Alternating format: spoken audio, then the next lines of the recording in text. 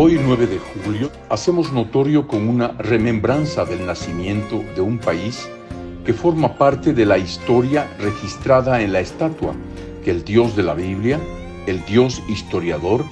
hizo saber a Nabucodonosor, rey de Babilonia, utilizando uno de los medios de comunicación que existe en el campo de la eternidad, donde Dios habita para comunicarse con el hombre, es decir, los sueños, como está escrito. Sin embargo, en una o en dos maneras habla Dios, pero el hombre no entiende. Por sueño, en visión nocturna, cuando el sueño cae sobre los hombres, cuando se adormecen sobre el lecho, entonces revela al oído de los hombres y les señala su consejo. Job capítulo 33, versos 14 al 16. Un sueño de la estatua y la piedra que tiene fecha calculada, en base a la fecha calculada también en que Nabucodonosor, rey de Babilonia, venció el sitio impuesto a Jerusalén 180 días antes, o medio tiempo, para que Joacim, rey de Judá, caiga bajo sus manos por obra del Dios Altísimo, es decir, el 17 de julio de 605 a.C., a las 2 de la mañana, 21 minutos 00 segundos, Israel Standard Time. Durante mucho tiempo, la estatua que Dios hizo soñar a Nabucodonosor se interpretó muy superficialmente, pues se limitó a solo describir la sucesión de los imperios que vendrían después del imperio babilónico, representado por la cabeza de oro, es decir, el imperio medo-persa con el pecho y brazos de plata, el imperio griego con el vientre y muslos de bronce, y el imperio romano con las piernas de hierro y los pies y dedos de hierro mezclado con arcilla.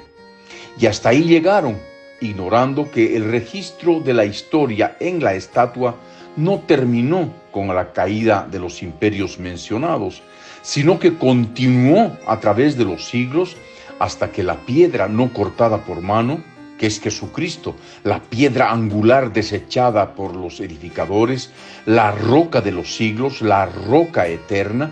caiga sobre los pies y dedos de la estatua, representando claramente su segunda venida para implantar un reino de 1000 años que ha de cubrir toda la tierra. Conociendo esto, entonces la historia continúa con el legado cultural que cada uno de los imperios ha legado a la humanidad. Pero para comprender el legado cultural de cada uno, debemos ir a sus orígenes. Y todos tienen su origen en Babel, que es fácil de entender, pues es la cabeza de oro. La cabeza de oro es origen y a su vez cabeza. Origen y cabeza viene a ser lo mismo.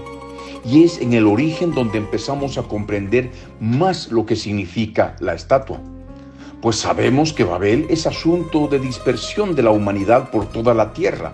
formándose las naciones y en base a lenguas o idiomas. Y más adelante se repite la historia porque con la división del Imperio Romano se produce también la dispersión de su cultura, juntamente con los idiomas que fueron parte de él. Es decir, el inglés por medio de la provincia de Britania, y lo que fue después el imperio colonial británico, otro por medio de las lenguas romances que derivaron del latín, como ser el español, el portugués, el francés e italiano, por medio del imperio colonial español, el imperio colonial portugués, el imperio colonial francés y el imperio colonial italiano, respectivamente, además del imperio turco u otomano y el idioma turco. Imperios que impusieron el uso de sus respectivos idiomas en los territorios que tomaron bajo su poder y que permanecen hasta hoy. Entonces, entender la estatua es cuestión de imperios, que forma parte integral de la cultura romana y su legado cultural,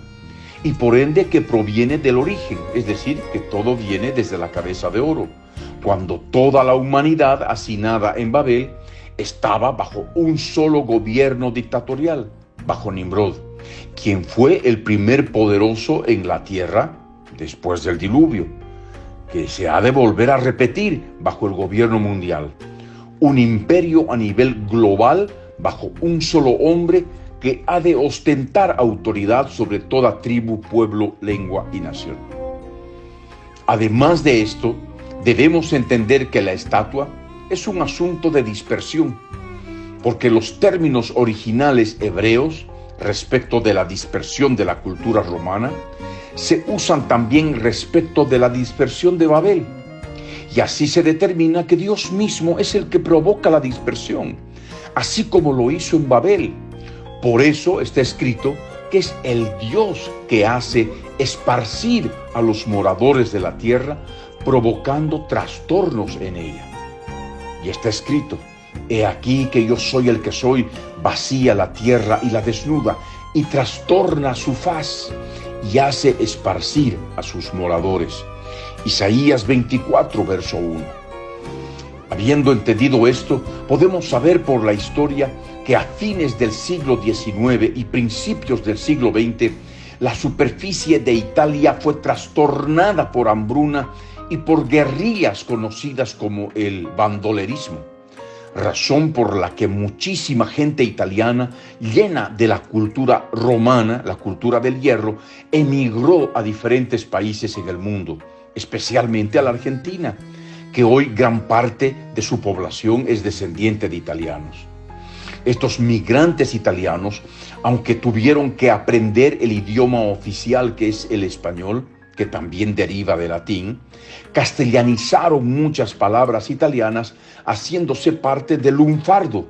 un lenguaje que se constituye en una mezcla de los idiomas de los inmigrantes, que aparece en muchas letras del tango, porque el lunfardo y el tango nacieron juntos en los prostíbulos de Buenos Aires. Y el tango es una expresión cultural de los inmigrantes, que en palabras de Astor Piazzolla, descendiente de italianos, se constituye en la música del inmigrante, que está llena de tristeza por estar lejos de su terruño que tuvo que dejar a la fuerza. Así entendemos la estatua en los pies de hierro disperso en la arcilla, con el tango como expresión cultural musical, que es música de los inmigrantes, en los que los migrantes italianos, así como en el lunfardo, cumplieron un papel preponderante. Así también como entender que algo tan característico de la ciudad de Roma, como son sus cúpulas, se haya dispersado a la ciudad de Buenos Aires, Argentina, conocida por la enorme cantidad de cúpulas que la caracterizan, razón por la que le llaman la ciudad de las cúpulas. Y todo esto es historia de la cultura registrada en la estatua de Daniel 2, que entendemos en nuestros días porque vivimos el tiempo del fin, previo al gobierno mundial y por ende a la segunda venida del Señor Jesucristo, en que Él traerá un nuevo orden de cosas por 1000 años y eternamente. Por esto te invito a que escuches tango como fruto de los pies de hierro disperso en la arcilla. En este día, 9 de julio, fiesta nacional de la República Argentina,